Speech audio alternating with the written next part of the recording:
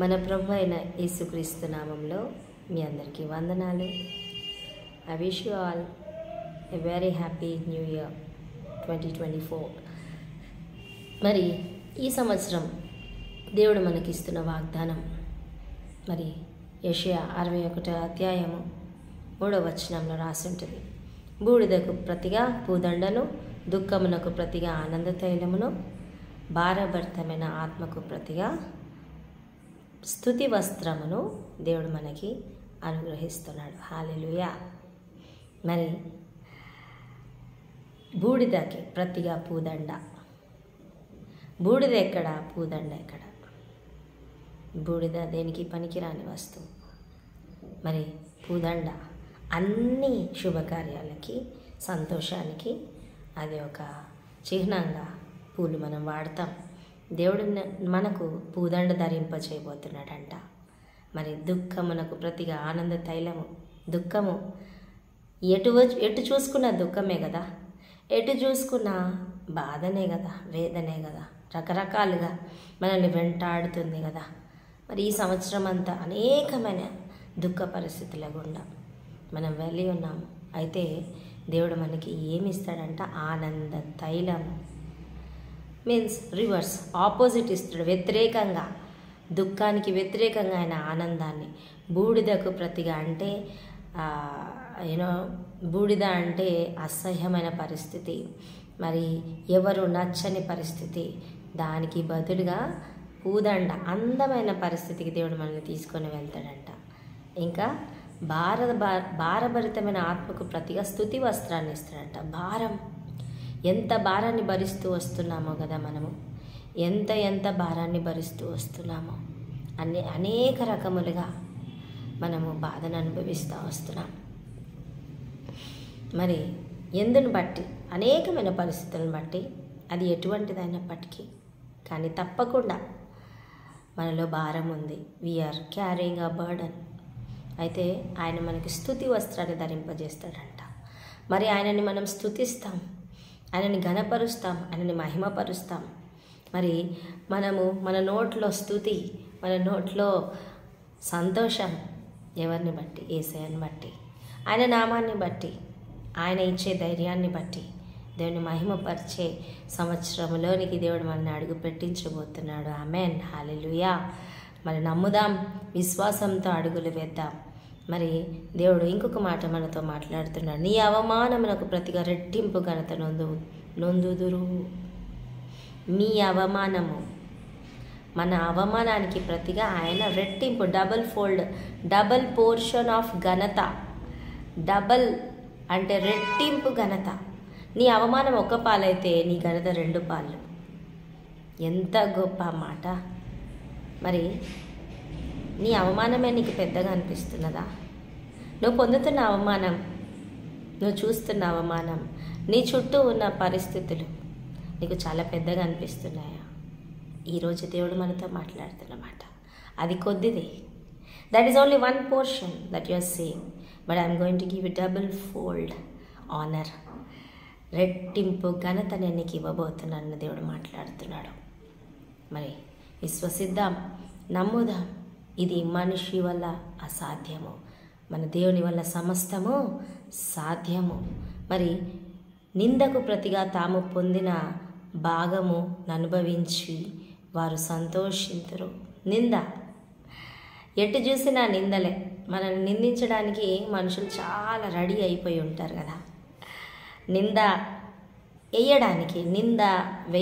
ఎందుకంటే వాళ్ళు మంచివాళ్ళు అని చెప్పుకోవడానికి ఇంకొకరిని నిందించడము ఒక ఫ్యాషన్ అయిపోతుంది చాలామందికి.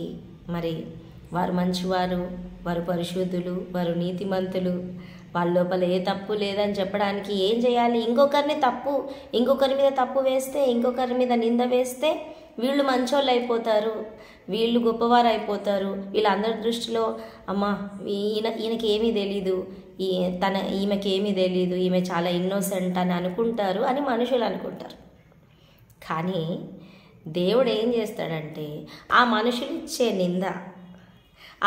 ఇచ్చే నిందను దేవుడు ఘనతగా మార్చేస్తాడు. అప్పుడు ఆశ్చర్యపోతారు. ఏంటిది, మేము అనుకుంది ఏంటి, మేము తలంచింది ఏంటి, మేము అన్న మాటలేంటి, ఇక్కడ జరుగుతున్న పరిస్థితి ఏంటి అని ఈ లోకం ఆశ్చర్యపడే సమయం రాకనే వస్తుంది. తప్పక వస్తుంది, తప్పక వస్తుంది. విశ్వాసంతో ఆమెనని చెప్దామా? ఎందుకంటే ఈ లోకం నీ కొరకు ఆశపడ్డది, దేవుడు జరిగించడు. కానీ ఆయన నిత్య ప్రణాళికలు నీ కొరకు నా కొరకు దేవుడు జరిగిస్తాడు. ఈ లోకం దృష్టిలో ఏదైతే న్యాయమో ఆయన దృష్టిలో అది అన్యాయం. ఈ లోకం దృష్టిలో ఏదైతే నీతో అది దేవుని దృష్టిలో మురికి గుడ్డతో సమానము. కాబట్టి ఏమి పోలిక? ఈ లోకం యొక్క స్టాండర్డ్స్, ఈ లోకం యొక్క కొలతలు, ఈ లోకం యొక్క తీరు, ఈ లోకం యొక్క ఆలోచన దేవుని కొలతతో సంబంధం లేనిది, ఆయన న్యాయముతో సంబంధం లేనిది, ఆయన తీర్పుతో సంబంధం లేనిది. మరి నువ్వెందుకు, మనమెందుకు ఈ లోకం ఏం ఆలోచిస్తుందో, వాళ్ళు నా గురించి ఏమనుకుంటున్నారో, వీళ్ళు నా గురించి ఏమనుకుంటున్నారో, నా గురించి ఏ దుష్ప్రచారం జరుగుతున్నదో, నా మీద ఎన్ని నిందలు పడుతున్నాయో, నన్ను మనుషులు అసహించుకుంటున్నారో, నన్ను మంచిదాన్ని కాదంటున్నారు, మంచివాడని కాదంటున్నారు, నన్ను ఎవరు ఇష్టపడట్లేరు, నేను వెలివేయబడ్డాను, నేను అందరి చేత త్రోసివేయబడ్డాను, అందరి చేత అనబడ్డాను, ఎవరికి అక్కర్లేకుండా మిగిలిపోయినాను, నాకెవరూ లేరు అని ఒంటరిగా బాధపడుతున్నావా? ఇదిగో నీ దేవుడు నీతో చెప్తున్న మాట. ఆయన నీ నిందకు ప్రతిగా రెట్టింపు ఘనతను నీకు దయచేయబోతున్నాడు. విశ్వాసంతో అడుగులు వేద్దాం, ఆయన మాటను ఆధారంగా చేసుకొని. వారు తమ దేశంలో రెట్టింపు భాగమునకు కర్తలగుదురు, నిత్యానందము వారికి కలుగును, నిత్యానందము వారికి కలుగును. మరి మనకున్న ఆనందాలు నిత్యము ఉండే ఆనందాలేనా? కాదు కదండి. మనకున్న ఆనందాలు నిత్యము మనకు ఆనందాన్ని కలిగిస్తున్నాయా? అస్సలు కాదు కదా. కొంచెం సేపే విల్ ఫీల్ హ్యాపీ. చాలా కొద్ది సమయం మనకు సంతోషంగా అనిపిస్తుంది. ఈ లోకం చూపించే సంతోషం, ఈ లోకం చూపించే ప్రేమ, ఆప్యాయత, ఆ ఓదార్పు, ఆ యొక్క సొంతం చేసుకునే స్వభావము కొద్ది సమయం మనకి చాలా ఆనందాన్ని కల్పిస్తుంది. కానీ దేవుడిచ్చే ఆనందము నిత్యానందం. హల్లెలూయా. నువ్వు నిత్యంగా ఆనందపడుతుంటావా? నీకు ఎప్పుడు సంతోషం కావాలా? ఎప్పుడు నువ్వు ఆనందపడుతూ ఉండాలంటే నువ్వు ఎక్కడికి రావాలి? యేసయ్య సన్నిధిలో నిత్యానందం. ఆయన సన్నిధిలో మాత్రమే ఆ యొక్క పరలోక అనుభవం, ఆ యొక్క సంతోషం, ఆ యొక్క వైభవం. మరి ఎక్కడ పరిగెత్తుతున్నాం? ఎటువైపు మన పరుగులు?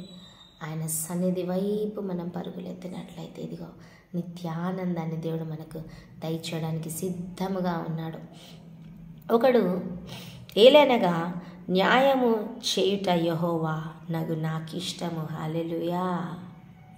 ఒకడు అన్యాయముగా ఒకని సొత్తు పట్టుకొనుట నాకు అసహ్యము. న్యాయం చేయడము యెహోవా నాకిష్టం అంటున్నాడు దేవుడు. నీకు అన్యాయము జరుగుతున్నట్లయితే దేవుడు ఇదిగో మనతో మాట్లాడుతున్నాడు. నేను న్యాయము జరిగిస్తాను, నేను నీతి స్థాపిస్తాను, నీకు చెందవలసినది నేను నీకు ఇస్తాను. నీవు దేనికైతే అర్హురాలివో, దేనికైతే అర్హుడవో ఇదిగో నీ భాగం నీకు నేను దయచేస్తాను. ఎవరు ఆపినా నీ ఆశీర్వాదం ఆగదు, ఎవరు అడ్డుపడినా నీ యొక్క న్యాయం జరగక మానదు. ఎందుకంటే నీకు న్యాయం తీరుస్తున్నది ఈ లోకం యొక్క జడ్జి కాదు, ఈ లోకం యొక్క న్యాయాధిపతులు కారు, అడ్వకేట్స్ కారు, ఈ లోకం యొక్క తీర్పు కాదు. ఇదిగో భూలోక న్యాయాధిపతి. ఆయన నీతి, ఆయన న్యాయం స్థిరం, అది శాశ్వతం, అది ఎన్నటికి అది నిత్య నిబంధనగా మనకి మార్చబడుతుంది. హల్లెలూయా. ఒకడు అన్యాయంగా ఒకని సొత్తు పట్టుకొనుట నాకు అసహ్యం. నీ సొత్తు ఇంకెవరైనా పట్టుకొని పోతున్నారా?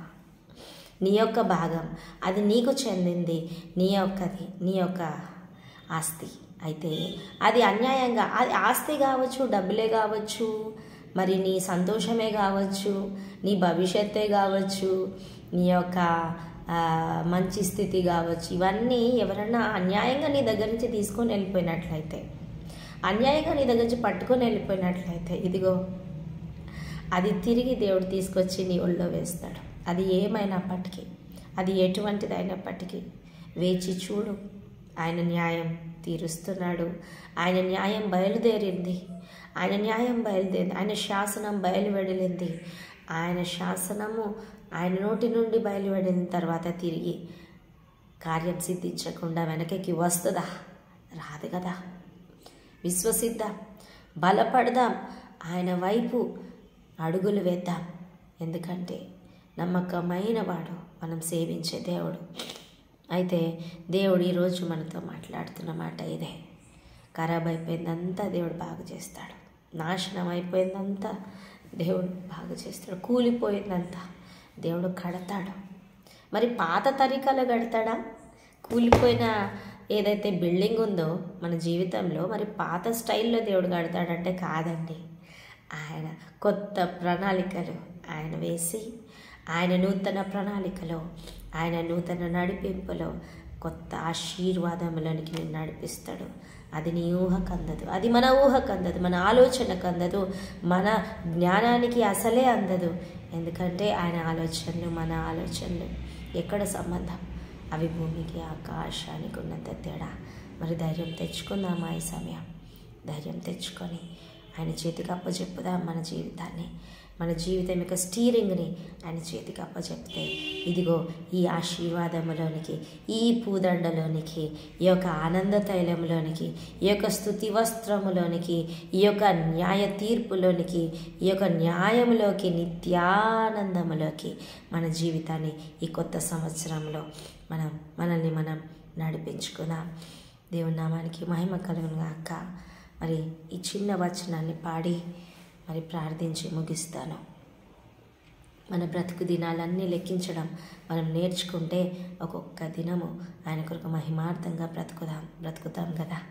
మరి ఆ మాటలే గుర్తు తెచ్చుకుంటూ ఈ కొద్ది వచనాలు పాడతాను.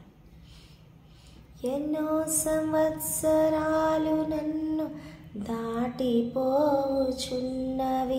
నా ఆశలు నా కలలనే వెంబడించుచుంటిని. ఫలాలు లేని వృక్షము వలె ఎదిగిపోతిని, ఏనాడు కూలిపోదునో ఎరుగకుంటిని.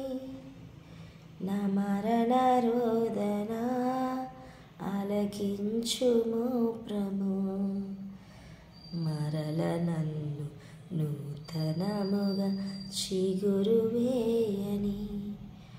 నా బ్రతుకు దినములు లెక్కింప నేర్పుము, దేవాయి భువిని వీడు గడియ నాకు చూపుము.